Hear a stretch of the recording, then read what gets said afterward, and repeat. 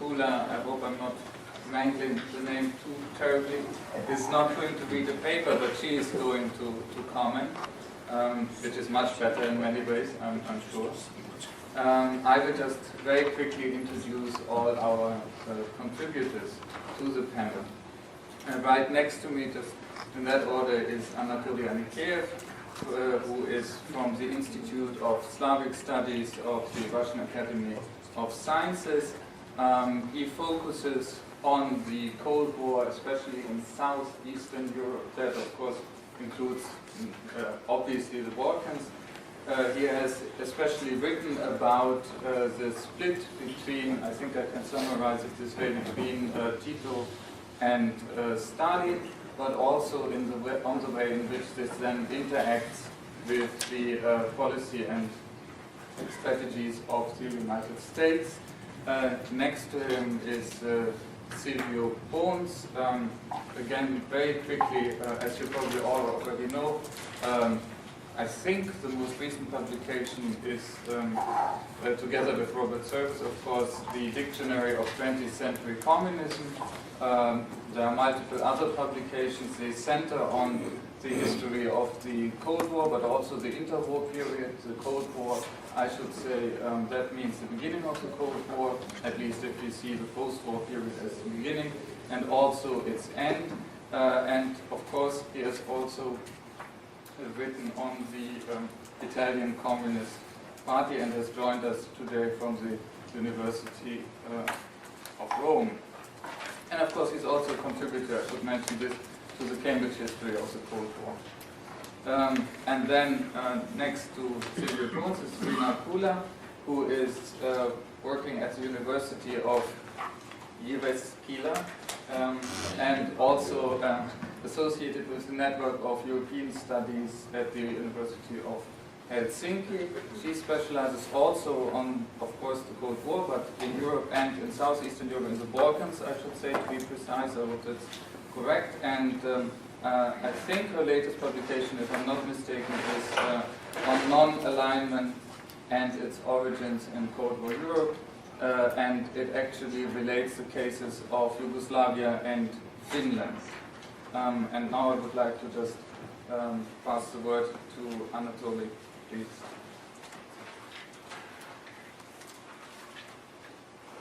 My report is titled Soviet Policy in the Eastern Mediterranean during Stalin's year, 1945 and 1953. Beginning to analyze Soviet foreign policy in the years of Stalin's reign in USSR, including policy in the Mediterranean region, we must define its special traits, revealing its connection to the main geostrategic concepts of the prior Tsarist period, and understand the extent of influence that Bolshevik ideology had on them. This will allow us to understand the character of Soviet Union's perception of the policy of the main participants of the European political games and USA, as well as the USSR's reaction to the shifting environment on European and international levels. You know, the Imperial Russia took notice of the Eastern Mediterranean in the second half of the 19th century, when its increasing might demand inclusion of the new Slavic countries into the sphere of its national security. Behind these expansions stood not only the missionary idea of saving brother Slavs from the Turkish yoke, but also a practical goal of fortifying position in this important strategic region. The main target was to establish freedom of the straits, an issue that will put Russia at odds with Great Britain, a power that has always observed the region as part of its field of interest. The Russian-British competition in the Mediterranean continued in the 20th century, demonstrating consistency and resilience of the two powers' imperial interests. The revolution of 1970 introduced certain changes to the foreign policy of Russia while maintaining the former regime's main geopolitical directives.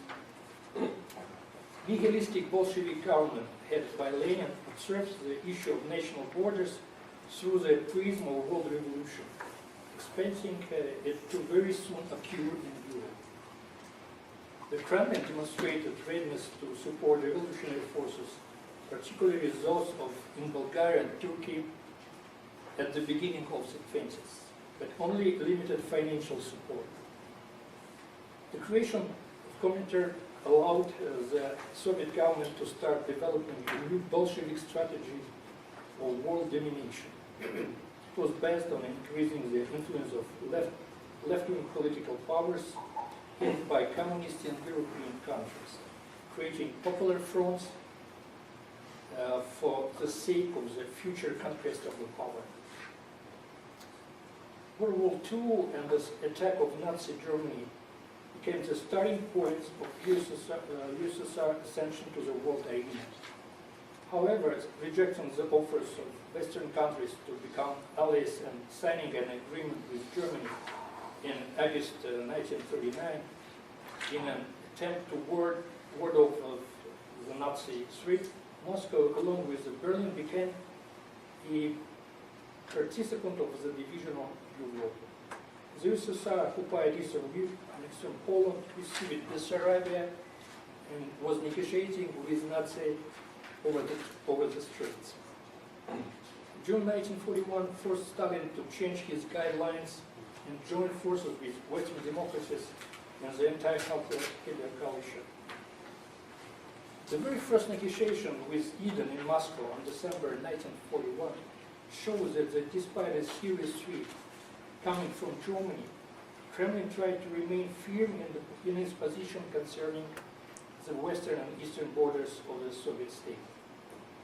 And in a conversation with Eden, Stalin and Molotov named Romania, Slavic, the countries of the Balkan Peninsula, and Turkey as the countries they wanted to see in the Soviet field of security after the war.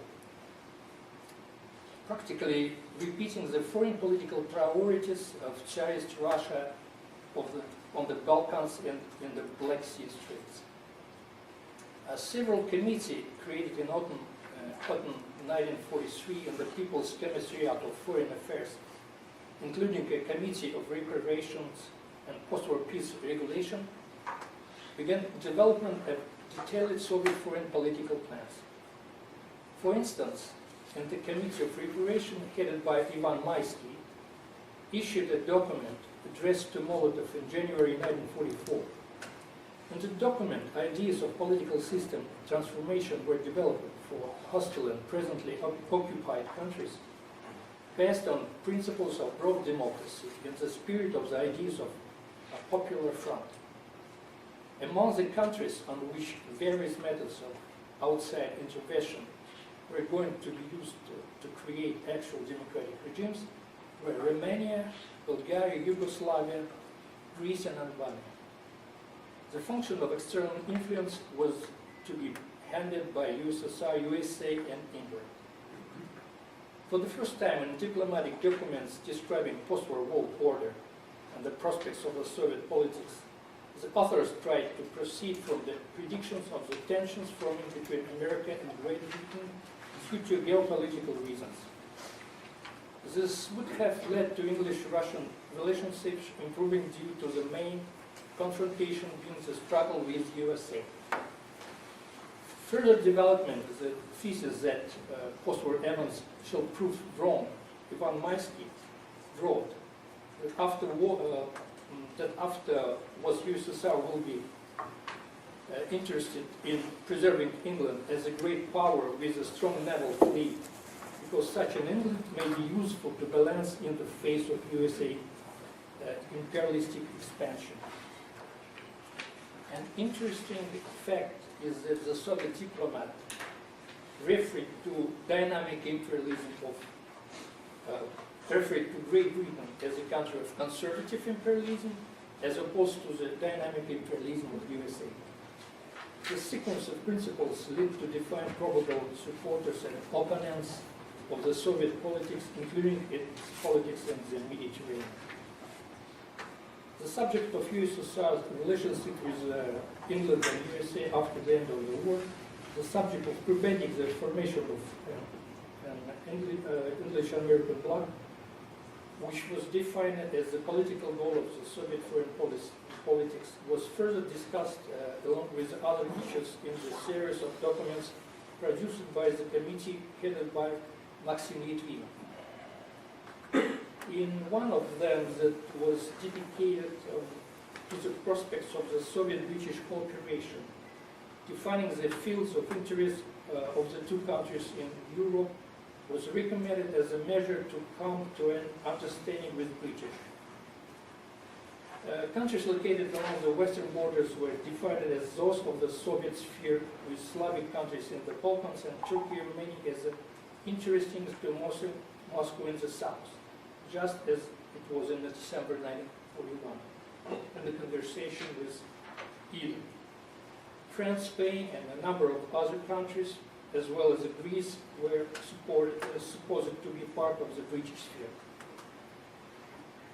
Such special attention of Soviet diplomacy to relationships with England in the years of war, to ensure future cooperation as well as lack of USA in the plans, signified a lack of ability to clearly picture and define America's place in the post-war world, and an ability to predict the character of the future relationships between Moscow and Washington.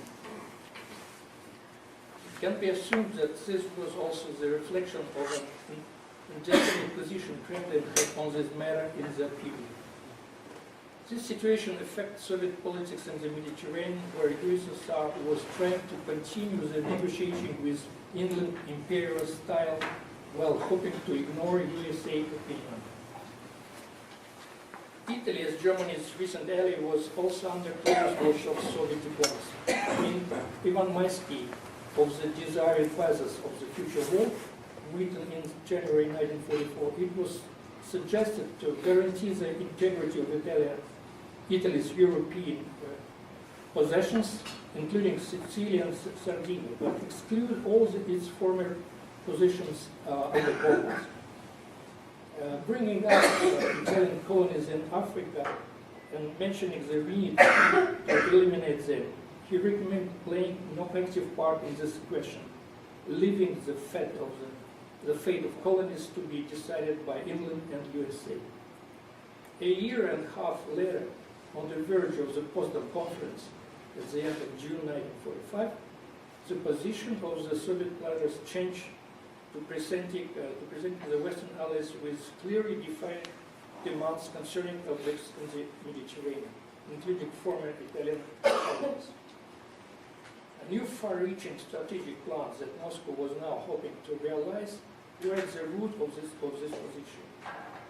Maxim Litvinov, when sending Vyacheslav Molotov a letter titled "To Receiving Territories Under Trusteeship," recommended receiving at least part of the Dodecanese Islands that weren't Italian colonies yet were under its jurisdiction.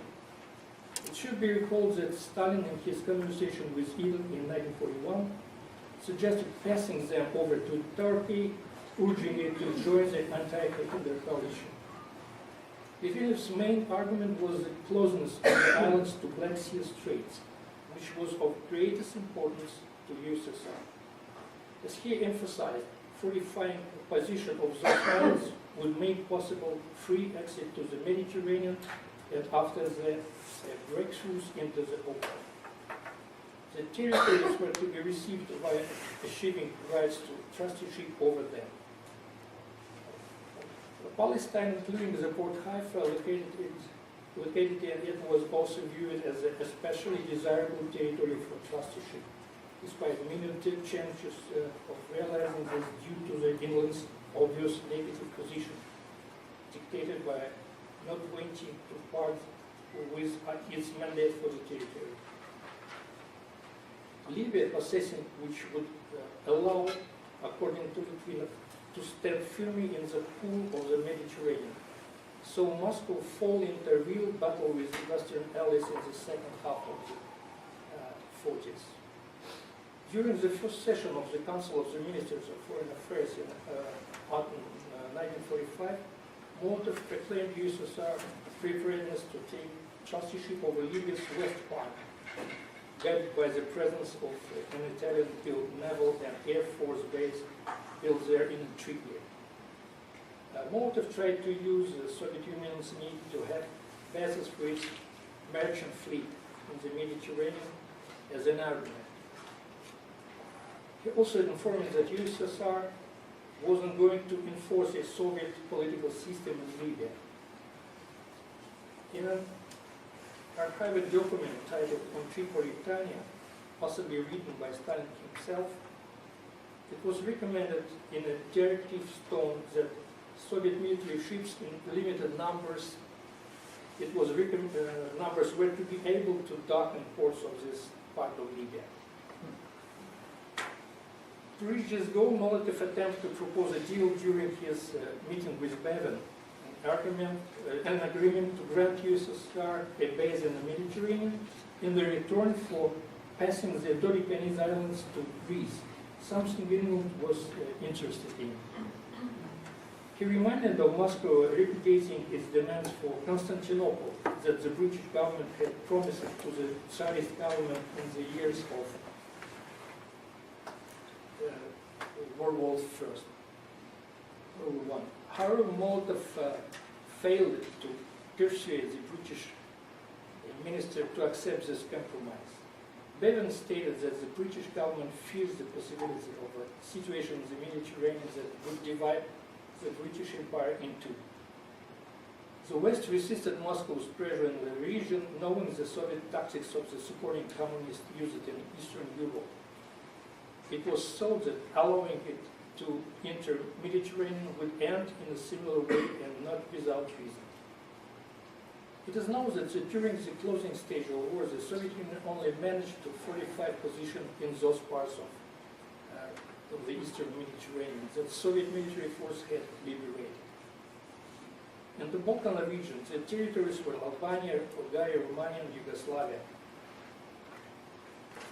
Moscow never managed to gain bases in other parts of the Mediterranean. This included Israel. This region lacked self-sufficient states such as Syria or Egypt capable of forming treaties, countries that the Soviet Union could fascinate with its model of development, offering various forms of support and receiving more than dates and citruses and retard.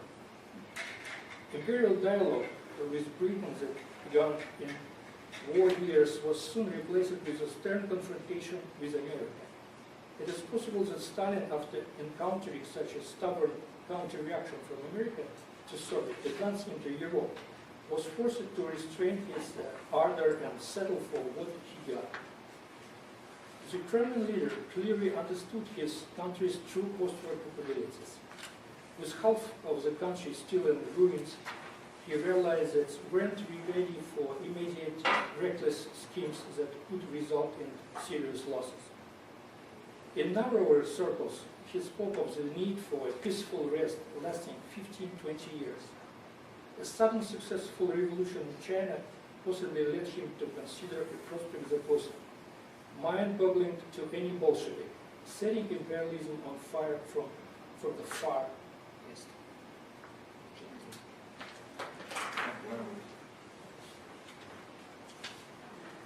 Thank you. Well, what I'm trying to do is to go on and to follow Soviet foreign policy towards the Mediterranean in the post-Stalin era.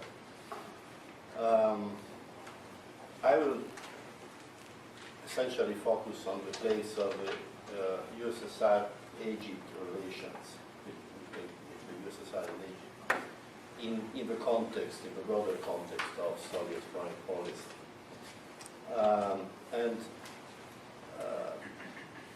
I think this is not simply a case study, but I mean, it's the central point of Soviet relations after Stalin's death up to the end of the 1960s. And obviously here the central problem is how and why the Soviet search for influence eventually failed after apparently reaching its apex in the aftermath of the Six-Day War, taking to the expulsion of the Soviet Union of Soviet power from the region. To my mind, an understanding of such problem entails acknowledging that after Stalin's death, Soviet views and policies towards the Mediterranean underwent substantial change. This is a point I wish to stress for our discussion. I mean, we have discussed a lot about the origins of the Cold War. I think much less about the development, how the Cold War changed. I think Anders was right today in our first session, stating that the clash of different projects of modernity was not so clearly a central factor to the origins of the Cold War. But if we look at the 1960s, the scenery changes quite a lot, especially if we take into account the Soviet Union. So I'm not denying that the imperial posture inherited from the Russian past, and which was a distinctive feature of Stalin's strategic thinking in the Mediterranean, was alive. I'm not denying that, but revision was more remarkable than continuity. And I think change emerged along two tendencies. The first one, the Mediterranean was no more seen simply as a key region for Soviet security interests in the Balkans and in the Straits, but also as a crucial link to North Africa and to the Middle East, thus playing a role in the competition with the West over the conquest of the post-colonial world. Second point, the establishment of Soviet presence in the region became a strategic goal to be achieved by military means as well by political, economic, and diplomatic tools. So, under both aspects, the so-called Soviet rediscovery of the Third World, to quote Arne Wester, had an apparent impact because of the proximity of the region to the new sceneries opened by decolonization. Now the Mediterranean evoked more complex notions than security and warfare as they were employed in the Stalinist tradition. Alliances with anti-imperialist nationalism, efforts to exploit the needs of Soviet alternative modernity, chances to exercise influence by concretely promoting state building and modernization seem to be particularly promising in the South and Southeast Mediterranean countries. All of these imply new challenges against the Western imperial legacies and current domination. I think there was a specificity here that should not be lost by just establishing analogies with the past and the factors of continuity which obviously existed of the Eastern question.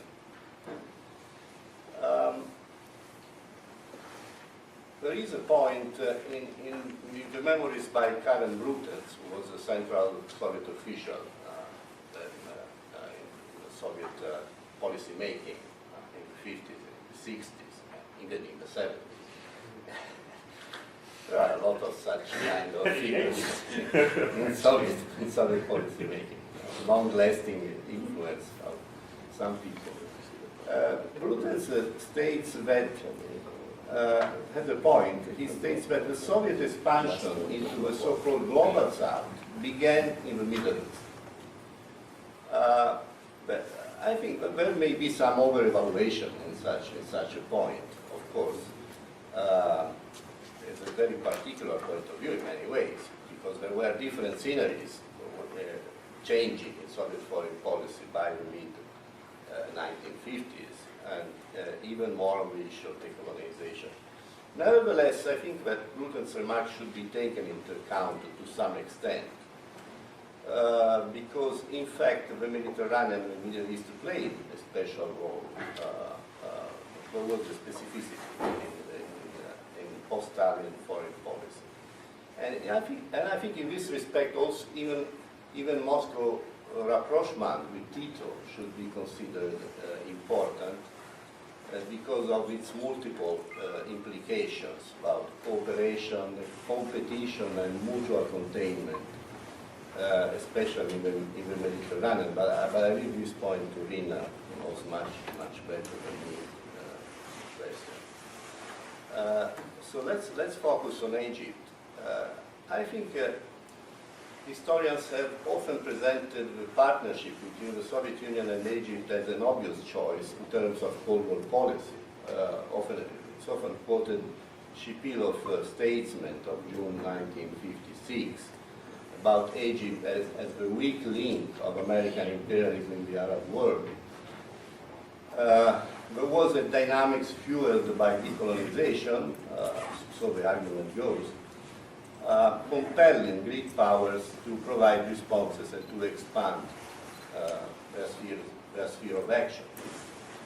This was particularly true for the Soviet Union, in fact, because of the Suez crisis, there was a strengthening of relations between Khrushchev and Nasser. All of this is known, all of this cannot be disputed. But I think the Soviet choices look more ambitious than simply filling a geopolitical vacuum or following geopolitical imperatives. Because the alliance with Nasser was a kind of paradigm of a broader alliance with anti-imperialist nationalism in the Third World. And this resumed an old Bolshevik agenda, in fact, never really developed in the 1920s, and then later left apart by Stalin.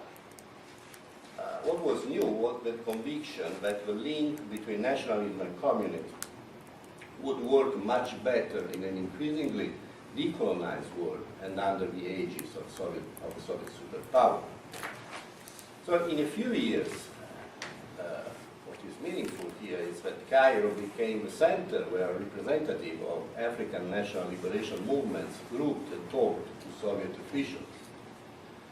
To the alliance purpose, the Egyptian Communist Party was easily sacrificed by Moscow, even more than it had been the case in the 1920s in Tarik or elsewhere. Much more than other Third World pro-Soviet leaders like Sukarno, Nasser's regime widely repressed local communists while not only building relations with the Soviet Union, but also to some extent embracing Soviet models. At the very beginning of the 1960s, Nasser could be compared to Fidel Castro for his relevance to the Soviet Union, when, for example, Khrushchev met both leaders in at the Assembly of the United Nations. The political and symbolic meaning here should not be missed. On one side, of course, Egypt was central to Soviet interests in the Mediterranean. Despite complaints about anti-communist repression and tensions created by the unification between Egypt and Syria, Nasser played the role of an advisor for Moscow, for the entire network of Soviet relations with the Arab world. But this on one side. On the other side, Nasser was more committed than Khrushchev in supporting the FLN in Algeria, and his nationalist rhetoric looked increasingly socialist in tone and lexicon. For example, well, everybody knows he launched a program of nationalization, and so he defined Egypt as an Arab anti-imperialist socialist state, and so on. But he also sent troops into Yemen with the help of the Soviet Union in September-October 1962. What is even more relevant, and I think has been overlooked by historians in the context of Soviet foreign policy, is that the partnership between Khrushchev and Nasser became potentially even more crucial in the aftermath of the Cuban crisis. While the relations with Castro were tense and uncertain, those with Nasser looked more or less stable.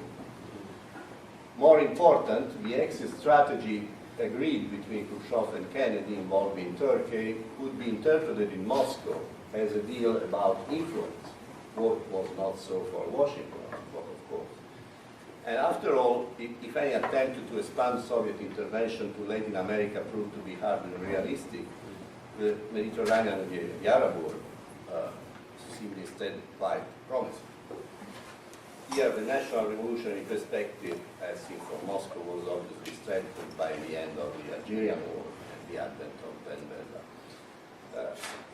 So I think, from the documents I know, there are not so many, actually, because it's not so easy undertaking research in the Soviet archives, as everybody knows in recent years.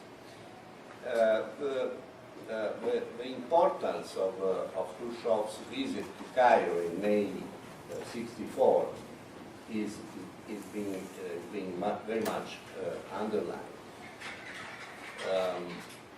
It was probably the most important episode in international affairs of Khrushchev's last year in power. Beside Nasser, he met there the Algerian, the Iraqi, and Yemenite leaders. But what is more interesting is how Khrushchev reported his visit to Egypt to the Politburo. We have now minutes of that.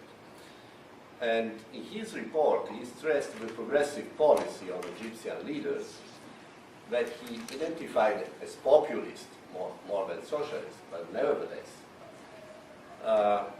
And at the same time, he blamed the communist parties for their dogmas about religion. These are Khrushchev's words, and I quote, about religion and nationalism, and criticized the Syrian communist leader Khalid Bakdash for having spoken against Arab unity. I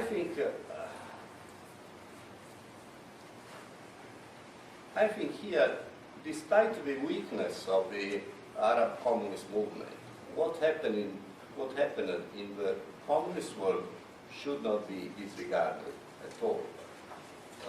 Because by this time, 64, 65, the Arab communist parties were increasingly conquered to the idea of an alliance after many years, of an alliance with nationalism, after many years of reluctance and sectarianism and so on. And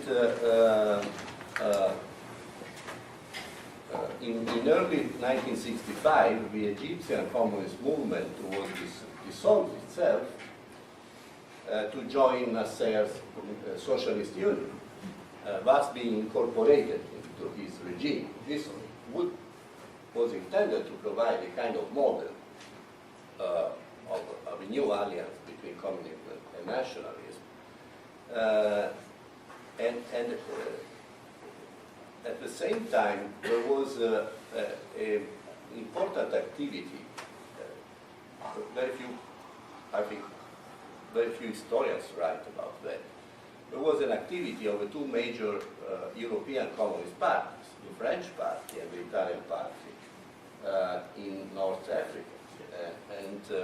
I don't know almost nothing about the French, also because the archives are not so easily available, but from the archives of the Italian Communist Party, quite clear how important the influence of the Italian Communist Party in the reorientation of Arab communists toward an alliance with nationalism, or such a kind of perspective, like a kind of national way in the Arab world.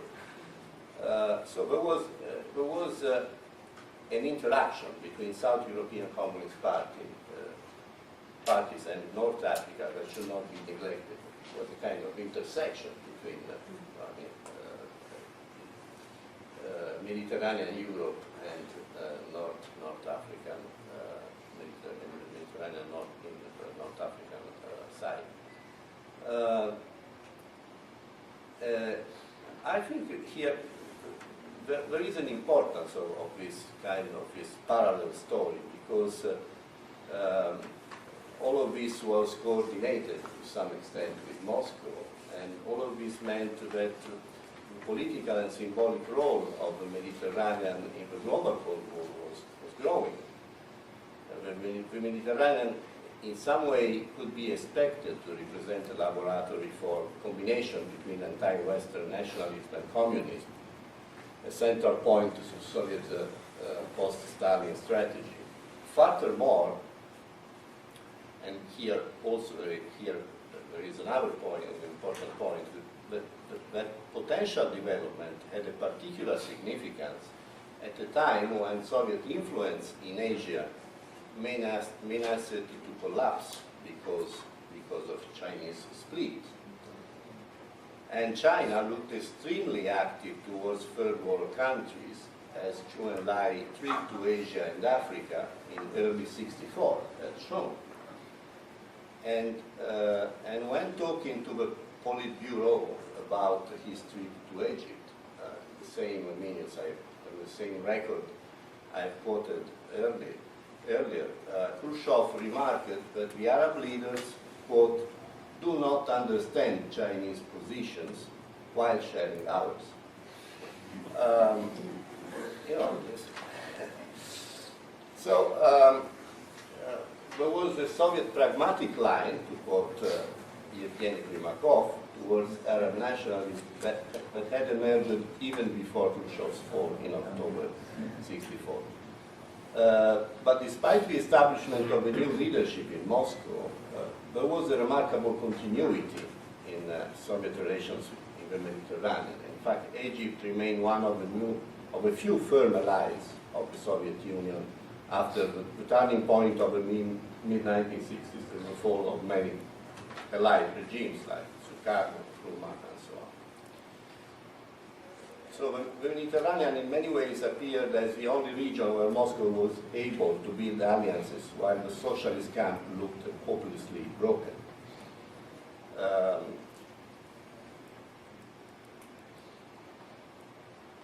Now, I think I have 5 minutes. Oh, yes. I'm too slow. So what I wish to do now is just to present some argument about the Six-Day War, how the Soviet Union approached the war and the aftermath of the war.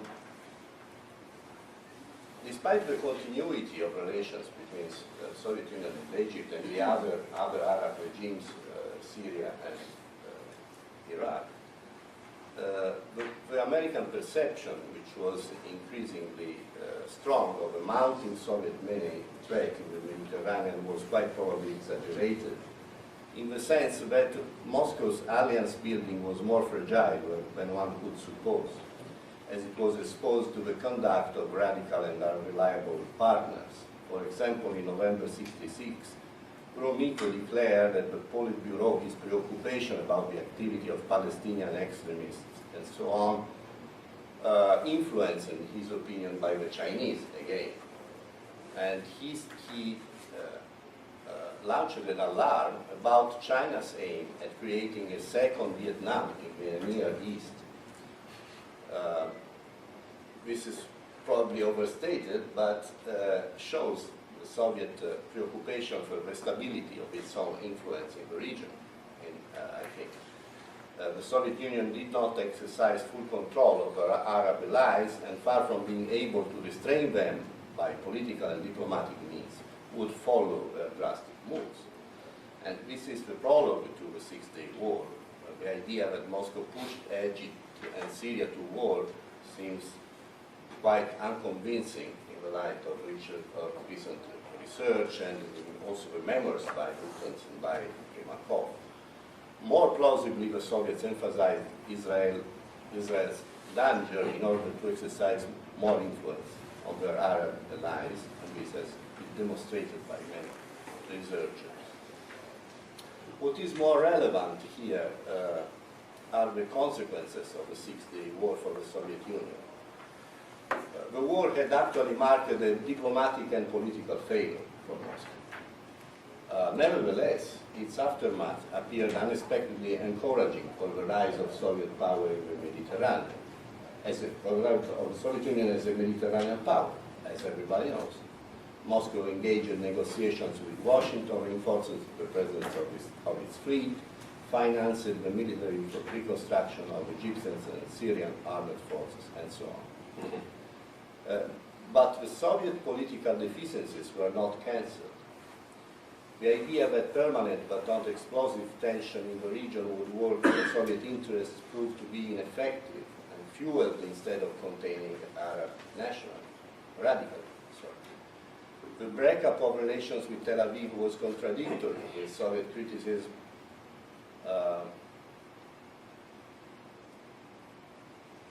of Arab radical opinion against the existence of the State of Israel and prevented Moscow from playing an autonomous role in the region. The military dependency of the Arab regimes turned out into reciprocal pressures and influence, scarcely functional to the Soviet strategy of control. Though this was a typical dynamics of the Cold War, even in the Mediterranean, the outcome would be particularly damaging for the Soviet Union. The war of tension of 69-70 resulted in the peak of Soviet military presence in Egypt and in the Mediterranean. It was the first Soviet significant intervention outside the socialist camp, kind of prologue to the interventions of the 1970s. But it was also a prologue to the waning of Soviet influence. Such a crucial ally of the Soviet Union in the Third World, like Egypt, was rapidly lost in subsequent years. So, very rapidly, 2 minutes. We should conclude that the Mediterranean in the 1960s was a test for the limits of Soviet power. The Soviet Union's search for influence failed, but we should ask what kind of influence and why it failed. The point here is that the combined efforts to build up alliances with Arab nationalism as an integral part of a new strategy in the Third World, and to establish the presence of Soviet powers, resulted unsuccessful. There were probably several different reasons for this that we can understand, to my mind, only in the context of the Soviet Union's global strategies. First, I think the tendency to employ nationalism as an instrument for influence simply did not work, in spite of the attraction exercised by Soviet needs. And an instrumental approach became, in fact, reciprocal, contributing to weaken any solid relationship. Egypt followed the pattern of the authoritarian party state forcing modernization, but Nasser had no evolution comparable to Castro towards socialism. Second point, Soviet policy making and conduct were less oriented by coalition building than by power politics and ideological challenges. In this respect, the weight of the Chinese factor has not to be overlooked, because of its multiple implications in weakening the compactness of the socialist camp and compelling Moscow to an ideological competition in the Third World and in restraining the space of maneuver of Soviet foreign policy. In other words, the intimate vulnerability and then the breakup of the socialist camp were a conditioning aspect of Soviet policies, even in the Mediterranean. Third and last point, the priority given to military factors, especially after Khrushchev's fall, damaged political, economic, and diplomatic means that were already modest. The Soviet powers' politics in the Mediterranean became an end in itself. The lack of hegemonic capacity of the Soviet Union clearly emerged in the relations with Egypt well before Soviet intervention in the Third World during the subsequent decade. It was a lesson that the Soviet leaders did not learn. Thank you. Thank you very much. Rinna, we can comment. I will have a sort of a broader comment first in appreciation of these two authors and their papers, and then perhaps a few more short questions directly from the papers. 10 years ago, when I was very, very young, one day I was walking in Oxford after a lecture with my advisor, and he seemed very agitated. We had been to a guest lecture on the topic of communist history of the Balkan states. And he hadn't asked anything, which was very rare in the meeting, but yet he seemed agitated. And I asked him, so what did you think about that presentation? And he looked at me and said, you know, Rinna, they didn't mention one time the Communist Party in that whole presentation, and that we cannot do that, we cannot just run away from ourselves. And having listened to this conversation yesterday and today, it reminded me of that point, that there can really be no investigation or history of communism without the Communist Party, because it was based on a one-party, single-party state.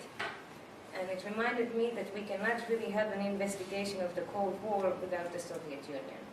No Cold War can be actually that global that it doesn't have the Soviet Union in it.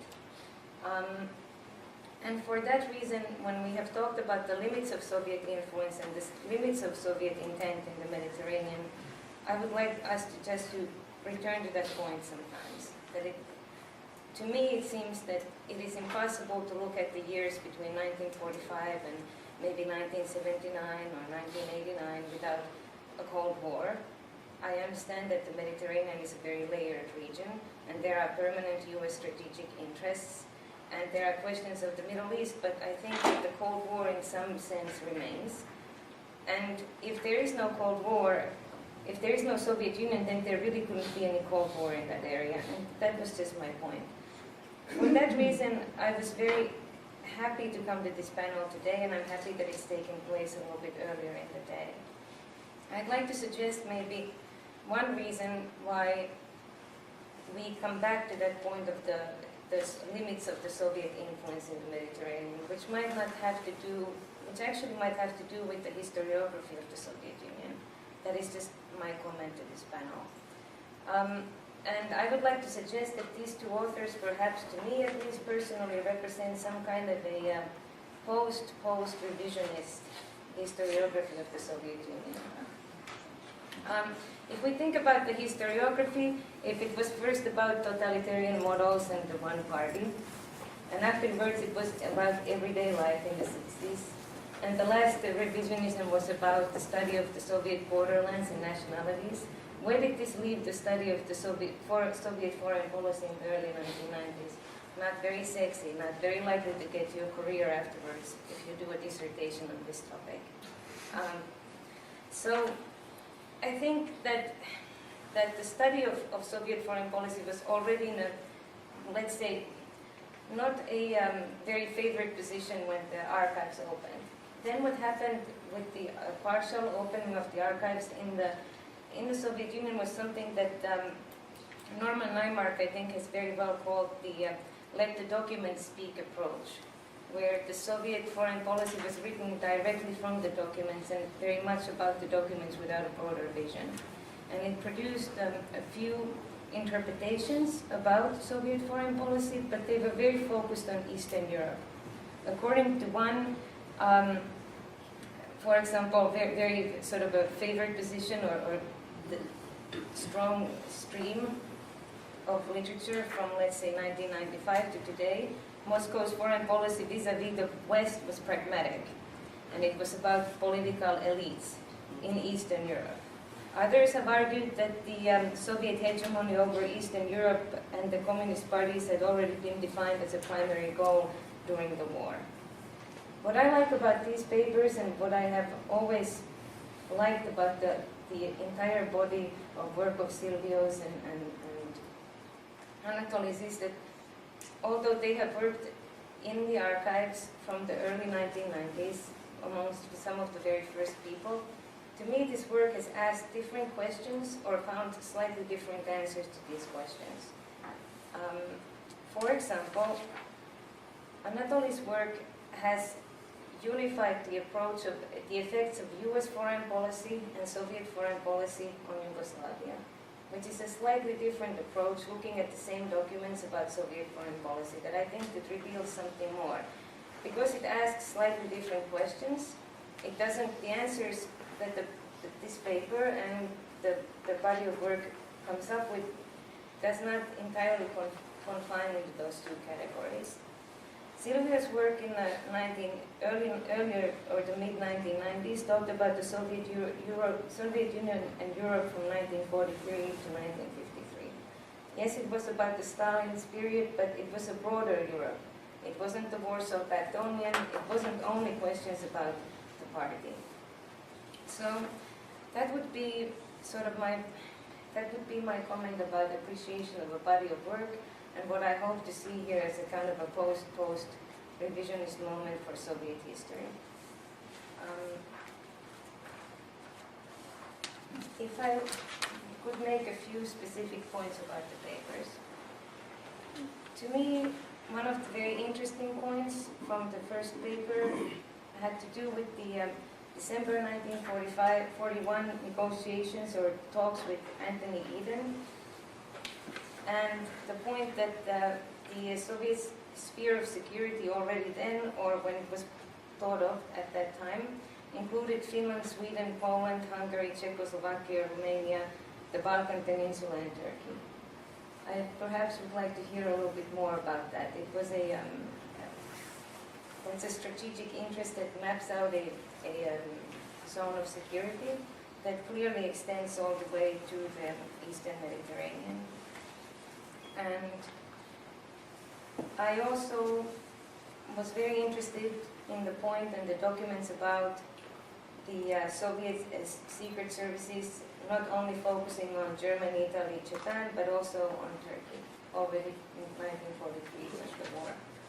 That was very interesting to me, and I feel like those are some connecting points from the earlier period that then perhaps connect to Stalin's foreign policy. To Silvio, I just have one question, which was that if the main point here is that that there was a turn after Stalin's death towards the policies in the Mediterranean, I would just like to ask if, in your opinion, then this turn was authored by Khrushchev, or where the turn originates from. Is it strategic? Does it have to do with weapons technology? Is it Khrushchev as a leader? Is this the moment where, if the history of the Soviet Union are wave movements, right?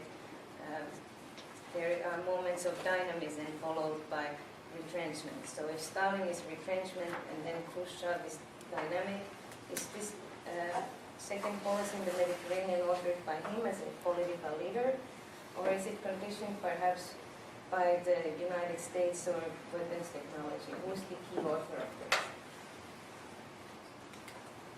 Thank you very much. Yes, I think we can then open the discussion.